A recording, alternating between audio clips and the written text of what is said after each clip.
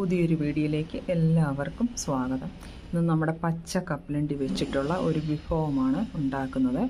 ഇത് നമുക്ക് ഒരു നേരത്തെ ചോറ് കട്ട് ചെയ്തുകൊണ്ട് ഇത് കഴിക്കാവുന്നതാണ്.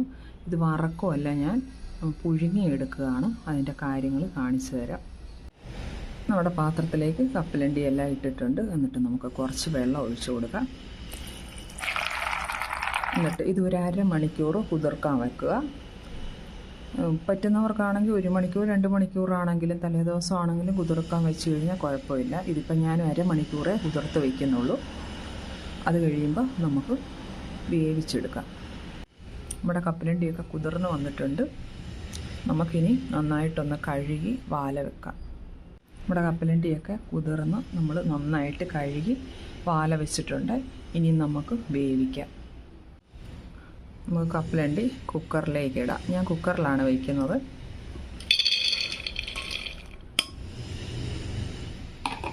എന്നിട്ട് ശകലം നമുക്ക് ഉപ്പിടാം. ഇത്ര ഉപ്പ് മതി.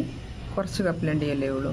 വെന്ത് കഴിയുമ്പോൾ കുറച്ചുകൂടെ നമുക്ക് ഉപ്പ് ആവശ്യമാണെങ്കിൽ കുറച്ചുകൂടെ നമുക്ക് ആ സമയത്ത് ആഡ് ചെയ്താൽ മതി. ഇപ്പം ഞാൻ ഇത്രയേ ആഡ് ചെയ്യുന്നുള്ളൂ.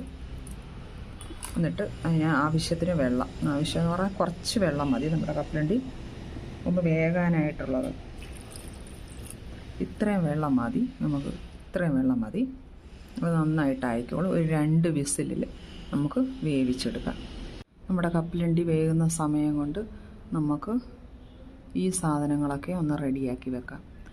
2 മീഡിയം തക്കാളി, 1 നാരങ്ങ, 2 പച്ചമുളക്, അധികം എരിവില്ലാത്ത പച്ചമുളകാണിത്, 1 സബോള. അതോ അവരവർക്ക് ഇഷ്ടമുള്ളത് കൂടുതലാണെങ്കിലും വേണമെങ്കിലും എടുക്കാം, കുറവാണെങ്കിലും എടുക്കാം. പക്ഷേ ഇതെല്ലാം കൂടെ വേണം. പിന്നെ കൂട്ടത്തിൽ നമുക്ക് നമ്മുടെ കുരുമുളക് പൊടിയും കൂടെ, നമ്മുടെ തക്കാളിയും സബോളയും പച്ചമുളകും ഒക്കെ നമ്മൾ അരിഞ്ഞു വെച്ചിട്ടുണ്ട്. എത്ര പൊടിയായിട്ട് അരിയാൻ പറ്റുന്നോ അത്രയും ടേസ്റ്റ് ആയിരിക്കും ഈ കപ്പലണ്ടി പുഴുങ്ങിയതിന്. കുരുമുളക് പൊടിയും ആവശ്യത്തിന് ഇടുക. അവനവൻ്റെ എരിവിനനുസരിച്ച് ഇട്ടാൽ മതി.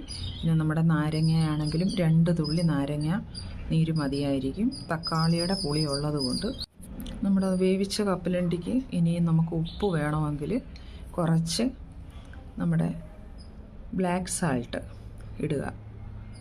ബ്ലാക്ക് സാൾട്ട് ഇല്ലാത്തവർ സാധാ ഉപ്പ് പൊടി ഇട്ടാലും മതി. ഇനി നമുക്ക് ഇതെല്ലാം കൂടെ ഒന്ന് വേവിച്ച കപ്പലണ്ടിയിലേക്ക് മിക്സ് ചെയ്യാം. നമ്മുടെ വെജിറ്റബിളും കപ്പലണ്ടിയും എല്ലാം കൂടെ നമ്മൾ വേവിച്ച ആ കുക്കറിൽ തന്നെയാണ് ഞാൻ ഇടുന്നത്. പിന്നെ കപ്പലണ്ടി ഊറ്റുമ്പോൾ കുറച്ച് വെള്ളം കാണും, അത് നമ്മൾ കളയുന്നുണ്ട്. അതെടുക്കത്തില്ല, കപ്പലണ്ടി മാത്രമേ എടുക്കത്തുള്ളൂ. ഇങ്ങനെ ഒരു 2-3 മിനിറ്റ് നന്നായിട്ട് മിക്സ് ചെയ്ത് കൊടുക്കണം. കപ്പലണ്ടി പുഴുങ്ങിയത് റെഡി ആയിട്ടുണ്ട്.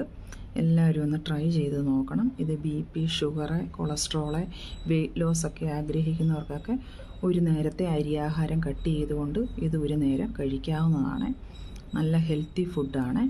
അപ്പം എല്ലാവർക്കും വീഡിയോ ഇഷ്ടപ്പെട്ടിട്ടുണ്ടെങ്കിൽ ലൈക്ക് ചെയ്യുക, ഷെയർ ചെയ്യുക, സബ്സ്ക്രൈബ് ചെയ്യുക. അപ്പോൾ എല്ലാവർക്കും നന്ദി.